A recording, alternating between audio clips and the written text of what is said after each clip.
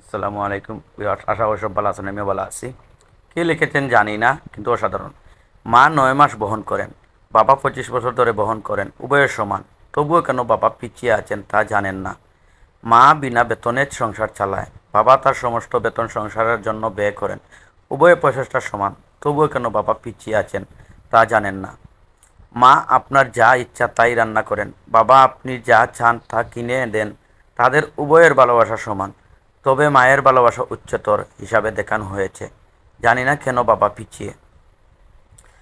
ফোনে কথা বললে প্রথমে মায়ের সাথে কথা বলতে চান, কষ্ট পেলে মা বলে কাঁদেন। আপনার প্রয়োজন হলে আপনি বাবাকে মনে রাখবেন, কিন্তু বাবার কখনো খারাপ লাগেনি যে আপনি তাকে অন্য সময় মনে করেন না।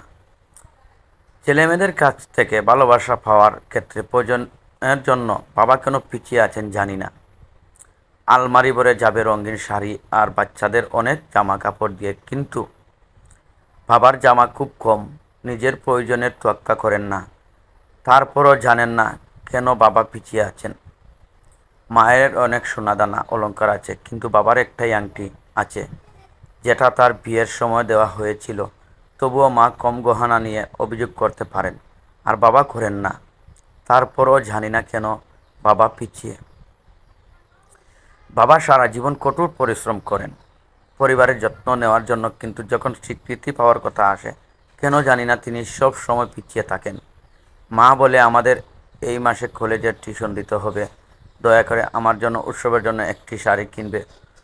অথচ বাবা নতুন জামা কাপড়ের কথা ভাবেননি।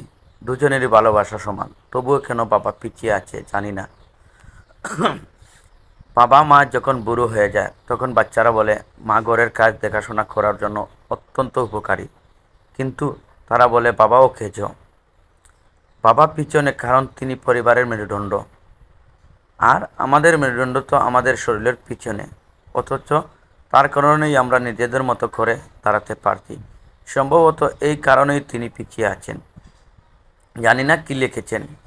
কুড়িয়ে পাওয়া সমস্ত বাবাদেরকে উৎসর্গ করছি। সালাম জানাই পৃথিবীর সকল বাবাদেরকে। ধন্যবাদ।